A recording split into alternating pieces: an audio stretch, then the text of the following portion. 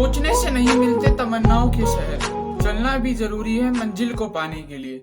मुझे पता है पर तुम्हें इस मोटिवेशन से घंटा फर्क नहीं पड़ता, इसलिए स्टार्ट करते। तो अपने आप को पहले मैं थोड़ा सा छोटा कर लेता हूँ और मैं कोने में, अबे कहाँ पर है?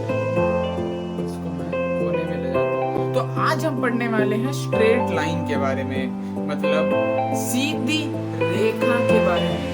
अबे ये वाली रेखा नहीं बेशर्मो, सीधी लाइन के बारे में। सबसे पहले हमें समझना होगा कि किसी भी पॉइंट को कैसे हम रिप्रेजेंट कर सकते हैं, ठीक है। तो उसके हमें कोऑर्डिनेट सिस्टम पढ़ाया जाता है, पर आज हमें बात पता चलेगी कि एक पोलर फॉर्म भी होती है जिसमें हम पॉइंट को आर और थीटा के टर्म्स में लिखते हैं। आइए देखते हैं इसको। सबसे पहले हमें समझना है कोऑर्डिनेट सिस्टम को। देखो ध्यान से, किसी भी पॉइंट को हम एक्स वाई के टर्म्स में लिखते हैं, हम बचपन से लिखते हुए आ रहे हैं। जैसे आपने देखा होगा 3,5, आपने देखा होगा 1,-3। जैसे यहाँ पे मैंने आपको लिख के भी बताया, जैसे 2,3 है। जब हम कोऑर्डिनेट सिस्टम की बात कर रहे हैं तो उसका एक ही मतलब होता है किसी पॉइंट को रिप्रेजेंट करना। बट उसको रिप्रेजेंट करने के लिए हमारे पास दो तरीके आते हैं। एक होता है कार्टेशियन कोऑर्डिनेट सिस्टम, और भी हम नीचे पढ़ेंगे polar form. Cartesian coordinate system में क्या होता है, किसी भी पॉइंट को हम एक्स कोऑर्डिनेट और वाई कोऑर्डिनेट के लिखते हैं। जैसे यहाँ पर जो है 2,3 दे रखा है, तो उसको मैंने कैसे रिप्रेजेंट करा कि एक्स में हम 2 गए और वाई में क्या चले गए, हम 3 चले गए। ठीक है, सबको ये बात तो पता होगी कि ये क्या है आपके पास पॉजिटिव एक्स। इसी की सीधा से पलट दूं तो ये क्या हो जाता है, नेगेटिव एक्स हो जाता है। ऊपर क्या है, पॉजिटिव वाई। उठा के पलट दूं तो नीचे कितना हो जाएगा, नेगेटिव वाई हो जाएगा। तो अगर 1,-3 को मुझे प्लॉट करना है तो एक्स में मैं 1 जाऊंगा और वाई में नीचे की तरफ में -3 चले जाऊंगा। ये हम बचपन से पढ़ते आ रहे हैं यूनिफॉर्म, तो इसमें किसी को इतना डाउट नहीं होगा। कुछ इंपॉर्टेंट पॉइंट्स की बात कर लेते हैं कि इसमें हम किसी भी पॉइंट को एक्स वाई से रिप्रेजेंट करते हैं, और अगर पॉइंट हमारा एक्स एक्सिस के ऊपर आ रहा है तो सिंपल सी बात है कि भाई वाई कोऑर्डिनेट क्या हो जाएगा, 0 हो जाएगा। अगर पॉइंट हमारा वाई एक्सिस के ऊपर आ रहा है तो उसका एक्स कोऑर्डिनेट 0 हो जाएगा। ये भी बहुत सिंपल सी लाइन बात होती है कि अगर मान लो आपको x = 4 की लाइन बनानी है तो क्या करोगे, 4th वाले पॉइंट पर जाओगे, एक्स एक्सिस को एक पैरेलल लाइन ड्रॉ कर दोगे, किसके, वाई एक्सिस के। इसको हम ना ग्राफ से देख सकते हो। कभी कभार क्या होता है, हमें लाइनें उतनी समझ नहीं आती बट ग्राफ से हमें अंडरस्टैंडिंग हो जाती है। अच्छा, उसके अगर आगे देखोगे तो y = 4 लाइन बनानी है तो x एक्सिस के पहले बना दो। पर इसमें कुछ डाउट नहीं है क्योंकि हमें बचपन से पढ़ते आ रहे हैं कि किसी भी पॉइंट को हम x, y के टर्म्स में लिख सकते हैं। मेन बात आती है जब हम पोलर कोऑर्डिनेट सिस्टम की बात करते हैं, ठीक है। इसमें हम क्या करते हैं, किसी भी पॉइंट को x, y से रिप्रेजेंट नहीं करते हैं, r और थीटा से रिप्रेजेंट करते हैं। ये r और थीटा क्या होता है और क्या इससे हम सारे पॉइंट्स को कवर कर सकते हैं। मतलब जैसे अगर मैं आपको ऊपर बताऊं तो यहाँ पर हम हर एक पॉइंट को रिप्रेजेंट कर सकते हैं x, y। कंडीशन ये है कि भाई वो ए प्लेन में होना चाहिए, ठीक है। अगर प्लेन के बाहर हो गया तो z एक्सिस भी लाना पड़ेगा, ठीक है। बट अगर हम बात करें इसकी तो प्लेन में हर एक पॉइंट को हम रिप्रेजेंट कर सकते हैं। नेगेटिव एक्स हो सकता है, नेगेटिव वाई, हर एक तरीके से। क्या पोलर कोऑर्डिनेट सिस्टम भी कर सकते हैं? हाँ, कर सकते हैं। जैसे मान लो कि अगर ये r है, ये बेसिकली क्या होता है कि उस पॉइंट का ओरिजिन से डिस्टेंस कितना है। अगर ये थीटा कांस्टेंट, अगर मान लो एक सेकंड के लिए अगर मैं थीटा को कांस्टेंट रख दूं, मान लो 30 डिग्री रख दूं, तो ये अगर आर को चेंज करके भी मैं बहुत सारे पॉइंट्स दिखा सकता हूँ। ये वाला पॉइंट दिखा सकता हूँ, ये वाला पॉइंट, ये वाला पॉइंट। अच्छा, इतना ही नहीं, अगर मैं आर को कांस्टेंट कर दूं और थीटा को चेंज करता जाऊं तो मतलब पूरे 360 डिग्री में मैं थीटा को ले आ सकता हूँ। मतलब मेन बात यह है कि आर और थीटा से हम किसी भी पॉइंट को रिप्रेजेंट कर सकते हैं जो कि प्लेन में पड़ा है। तो कार्टेशियन में हम क्या करते हैं, किसी पॉइंट को x, y से रिप्रेजेंट करते हैं, और पोलर फॉर्म में किसी भी पॉइंट को r, थीटा से रिप्रेजेंट करते हैं। इसके इंपॉर्टेंट पॉइंट्स में आता है कि नेम इसका पोलर कोऑर्डिनेट सिस्टम हो गया, रिप्रेजेंट हम r, थीटा से करते हैं। r बेसिकली हो जाएगा पॉइंट का डिस्टेंस ओरिजिन से, और थीटा हो जाएगा कि ये जो लाइन है पॉजिटिव x एक्सिस से एंटी क्लॉकवाइज डायरेक्शन में कौन सा एंगल बना रही है। अब एंटी क्लॉकवाइज जो है, अब देखो हम क्लॉकवाइज ही मान सकते थे बट एक कन्वेंशन हमने ड्रॉ कर लिया कि एंटी क्लॉकवाइज का, सारे एंटी क्लॉकवाइज ही मानते हैं। अब इसके बाद देखो, ये तो हमें समझ आ गया कि भाई दो सिस्टम है, कार्टेशियन वाला और एक पोलर वाला। अब इनके सबसे ज्यादा जो क्वेश्चन आते हैं, देखो गुप्त ज्ञान भी हमें आखिरी में मिलेगा। सबसे ज्यादा क्वेश्चन आते हैं कि कन्वर्जन में, ये कार्टेशियन को पोलर में कैसे कन्वर्ट करे, पोलर को कार्टेशियन में कैसे कन्वर्ट करे। तो अगर मैं कार्टेशियन को पोलर में कन्वर्ट करना चाहता हूं तो कार्टेशियन में मेरे पास क्या होगा, मतलब एक्स और वाई मेरे पास गिवन होगा। मुझे निकालना है r, थीटा। तो देखो, एक तो पहली बात तो हम डायरेक्ट फॉर्मूला देखेंगे और उसको कैसे आया वो भी समझेंगे, बिकॉज हमें मैथ को सिर्फ रटना ही नहीं है, उसको समझना भी है। तो अगर मैं r की बात करूं, डायरेक्ट फॉर्मूला आप याद रख सकते हो, √x² + y², और थीटा होता है tan 1 y/x। अब मेन बात है निकल के कैसे आया। तो यहाँ पे इसकी डेरिवेशन मैंने करी है कि यहाँ पे देखो मेरा पॉइंट है x, y। ठीक है। इसका मतलब क्या है, सभी ऊपर देखा कि अगर 2,3 होता है मेरे पास तो उसका मतलब क्या होता है कि हम x में 2 की डिस्टेंस चले और y में हम कितना डिस्टेंस चले, 3 का डिस्टेंस चले। उसी तरीके से अगर मेरे पास पॉइंट x, y है, मतलब हम x में कितना चले, x चले, और y में कितना चले, y चले। और r क्या हो गया, देखो अब देखो इसको हम निकाल सकते हैं यूजिंग पाइथागोरस थ्योरम। तो ये पाइथागोरस थ्योरम लगाई और हमारे पास r कितना आ गया, अंडर रूट में x² + y²। अच्छा, अब देखो अगर हमें निकालना है थीटा भी तो निकालना है, तो मैंने बोला tan थीटा क्या होता है, परपेंडिकुलर अपॉन बेस। तो tan थीटा कितना हो गया, y/x। अब tan को जब मैं उधर ले जाऊंगा तो क्या बन जाएगा, इनवर्स बन जाएगा। तो थीटा कितना हो गया, tan इनवर्स y/x। तो मोटी मोटी बात यह है कि अगर आपको कार्टेशियन से पोलर फॉर्म में जाना है, मतलब x, y से r, थीटा में जाना है, तो r कैसे निकालोगे, अंडर रूट x² + y² से, और थीटा निकालोगे tan इनवर्स y/x से। बट हम इसका उल्टा भी तो कर सकते हैं। मतलब अगर हमसे कोई बोलता है कि अगर आपको पोलर से कार्टेशियन जाना है, मतलब आपको r गिवन होगा, आपको थीटा गिवन होगा, आपको x, y को निकालना है, तो उसका भी एक तरीका है। अच्छा, पहले तो हम डायरेक्ट का फॉर्मूला देख लेते हैं। तो x की जगह आप पुट कर दोगे r cos थीटा और y की जगह लिख दोगे r sin थीटा, इससे निकल जाता है। अब देखते हैं इसकी डेरिवेशन कैसी आई। तो मान लो फिर से ये पॉइंट क्या है, x, y। तो ये जो r है ये क्या हो गया, आपका पॉइंट और ओरिजिन के बीच का डिस्टेंस। अभी मैंने आपको ऊपर बताया था कि r क्या होता है कि पॉइंट और ओरिजिन के बीच में क्या डिस्टेंस है, और थीटा क्या होगा, ये लाइन जो है एक्स एक्सिस से कितना एंगल बना रही है वो थीटा हो जाएगा। तो अगर ये आर है तो मुझे एक बात ध्यान से बता दो कि आपने फिजिक्स में जरूर पढ़ा होगा कि मान लो रेजोल्यूशन ऑफ वेक्टर में कि अगर मान लो ये जो है ये जो लाइन है इसका मॉड, इसकी वैल्यू मान लो ए है, तो अगर ये थीटा है तो ये वाली साइड कितनी हो जाती है, बेस क्या हो जाता है, ए कॉस थीटा। और इस लाइन के परपेंडिकुलर वाला कितना होता है, ए साइन थीटा होता है। उसी तरीके से इस केस में अगर यहां बात करूं तो आर के साथ वाला कितना हो गया, मतलब आर को ऐसे सीधा गिराओ, उंगली देखो सीधा गिराया तो कितना हो गया, आर कॉस थीटा। अब ये जो लाइन है इसके परपेंडिकुलर मतलब ये वाला कितना हो जाएगा, आर साइन थीटा। अगर आपको नहीं पता है तो कोई घबराने वाली बात नहीं है, डायरेक्टली इसको याद रख सकते हो।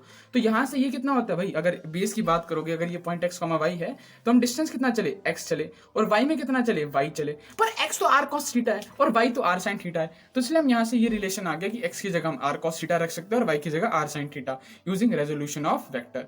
एक गुप्त ज्ञान ले लेते हैं कि जो स्मॉलर डिस्टेंस होता है पॉइंट और लाइन के बीच का, वो परपेंडिकुलर डिस्टेंस होता है। सबको बात पता है ये, क्योंकि मान लो मेरे पास एक पॉइंट और एक लाइन है, इनके बीच में जो शॉर्टेस्ट पॉसिबल डिस्टेंस होगा वो इनका परपेंडिकुलर डिस्टेंस ही होगा, ठीक है। तो अगर मैं यहाँ से एक परपेंडिकुलर लाइन बनाता हूँ तो वही बेसिकली सबसे छोटा डिस्टेंस होगा। जैसे यहाँ पे आपको डायग्राम में भी दिख रहा है कि ये पॉइंट और ये लाइन है, तो ये जो परपेंडिकुलर डिस्टेंस है this is basically the smallest distance. बाकी जो भी डिस्टेंस है वो इससे जो है हमेशा बड़ा ही हो रहा है, ठीक है।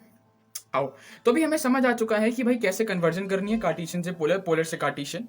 अब एक बार फिर से रिवाइज कर लेते हैं, ठीक है। अब एक बार आंखें बंद करो, रिवाइज करो। अच्छा, हमें अगर जो है कार्टेशियन से पोलर जाना है, मतलब x, y से अगर r, थीटा में जाना है, तो r की जगह में अंडर रूट x² + y² रख दूंगा और थीटा की जगह tan इनवर्स y/x रख दूंगा। अब कैसे याद होगा, आपको विजुअलाइज करना दिमाग में, ठीक है। अगर मुझे पोलर से कार्टेशियन में जाना है, मतलब मेरे पास r और थीटा गिवन है, बट मुझे x, y की तरफ जाना है, तो मैं x को लिख दूंगा r cos थीटा और y को लिख दूंगा r sin थीटा। क्लियर। अब ये जो है सवाल आपको करने हैं, ठीक है। एक बार प्लीज इसको पॉज करो और इस सवाल को ट्राई करो, और बीच में ना वो सब्सक्राइब वाला बटन भी दबा देना।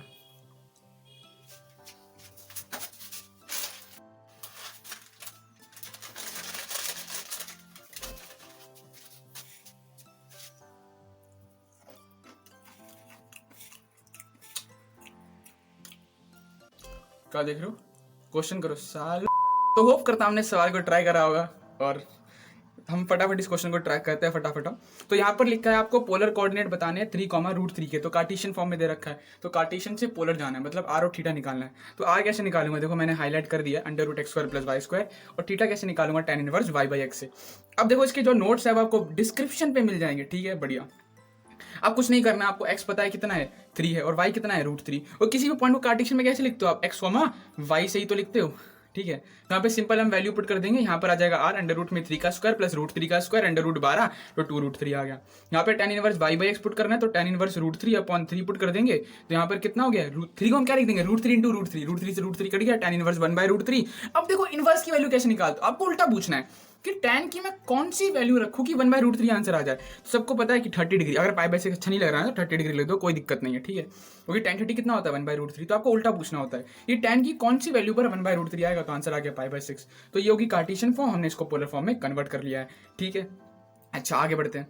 उल्टा क्वेश्चन आ गया भैया, नीचे सावधान इंडिया भी आ रहा है, ठीक है। तो अगर हमें बोलता है कि कोऑर्डिनेट कार्टेशियन कोऑर्डिनेट निकालो, इसमें दे रखा है, अगर आप ध्यान से देखो तो एक 2 दे रखा है और एक π/2 दे रखा है। मतलब 2 तो एक न्यूमेरिकल वैल्यू पर, π/2 तो एक एंगल है।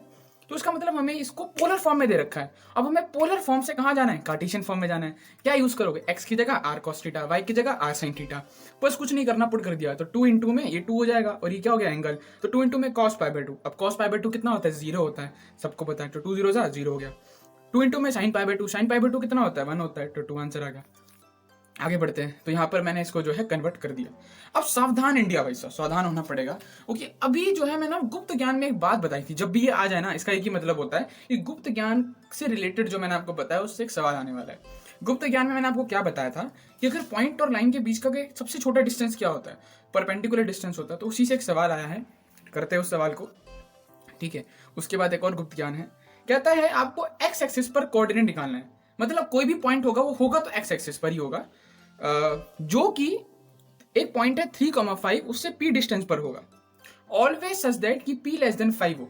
इसका मतलब ये है, देखो कि अगर आपको x एक्सिस में देखना है तो x एक्सिस में तो बहुत सारे पॉइंट होंगे। अच्छा, अब वही कह रहे हैं कि p क्या हो गया कि x एक्सिस में जो कोऑर्डिनेट है और ये जो 3,5 पॉइंट इनके बीच का डिस्टेंस क्या है, p है। अच्छा, पहले मैं मुझे कुछ नहीं पता, पहले मैं क्या करता हूँ। अब इसने 3 कंडीशन दे रखी है, अभी समझते हैं। पहले मैंने ये डायग्राम बना लिया, ठीक है। तो डायग्राम में जब मैंने देखा तो मैंने बोला मुझे 3,5 बनाना है, मतलब x में मुझे 3 चलना है और y में मुझे 5 चलना है। तो मैं x में 3 चला और y में कितना चल गया, मैं 5 चला गया। अब मैंने ध्यान से देखा कि यार ये जो 3,5 है, ये जो x एक्सिस से दूरी है इसकी मिनिमम दूरी तो 5 ही होगी ना, यही तो परपेंडिकुलर होता है। जैसे कार्टेशियन में हम क्या करते हैं, ये जो डिस्टेंस है बेसिकली ये क्या होता है आपका, परपेंडिकुलर डिस्टेंस ही होता है। अच्छा, तो मतलब ये जो 5 है ये बेसिकली क्या हो गया, ये पॉइंट और इस लाइन के बीच का परपेंडिकुलर डिस्टेंस हो गया। वो कितना आ गया, 5। अब इसने बोला है p लेस देन 5 होना चाहिए, डिस्टेंस के लेस देन 5 हो पाएगा क्या। मैंने आपको बताया कि मिनिमम पॉसिबल डिस्टेंस परपेंडिकुलर ही होता है, और अगर परपेंडिकुलर ही 5 है उससे तो छोटा तो हो ही नहीं सकता। मतलब वो हमारा लोल काट रहा है, मतलब हमारा यहाँ पर काटा जा रहा है बढ़िया वाला, क्योंकि उससे कम तो हो ही नहीं सकता ना। सबसे स्मॉलेस्ट पॉसिबल डिस्टेंस क्या होता है, पॉइंट और लाइन के बीच का परपेंडिकुलर होता है। अगर आपसे उससे कोई छोटा डिस्टेंस बोल रहा है इसका मतलब आपका वो काट रहा है, ठीक है। p इज इक्वल टू 5 का मतलब क्या हो गया, तो सिंपल सी बात है, यही वाला पॉइंट हो जाएगा। p इज इक्वल टू 5 क्या हो जाएगा, 3,0। अभी मैंने आपको बताया था कि x कोऑर्डिनेट पर, x एक्सिस पर y कोऑर्डिनेट क्या होता है, 0 होता है, और ये कितना हो जाएगा, 3,0। अब ये तो आप समझ ही गए होंगे यार, डायग्राम से भी समझ गए कि अब आपको जो डिस्टेंस लेना है वो 5 से बड़ा होना चाहिए। देखो इतनी सारी ये जो झरना से मैंने बहा दिया है, तो ये सब क्या रिप्रेजेंट कर रहा है कि डिस्टेंस जो है वो ग्रेटर देन 5 है। आगे बढ़ते हैं। गुप्त ज्ञान 2 और लेक्चर खत्म होने वाला है बस आपका। गुप्त ज्ञान 2 कहता है कि अगर आप कभी भी किसी प्रॉब्लम पे फंस जाते हो, कोऑर्डिनेट ज्योमेट्री की स्ट्रेट लाइन ही पूरी कोऑर्डिनेट ज्योमेट्री पे, तो डायग्राम एक ऐसा तरीका होता है जो आपको आंसर दे देता है, ठीक है। तो यहाँ पर हमारा जो है स्ट्रेट लाइन का पार्ट 1 खत्म हो चुका है, जहां पर हमने किसी भी पॉइंट को कार्टेशियन फॉर्म में कैसे लिखते हैं, पोलर फॉर्म में कैसे लिखते हैं, उनका कन्वर्जन कैसे करा जाता है वो सीख लिया। उसके बाद हमने एक और बात समझा कि पॉइंट और लाइन के बीच का मिनिमम डिस्टेंस कितना होता है, और उस पर बेस्ड मैंने सवाल भी आपको करा दिया है। तो होप करता हूँ को अच्छा लगा हो, तो अच्छा लगा हो तो यार सपोर्ट कर देना थोड़ा बहुत, तुम्हारी मर्जी यार।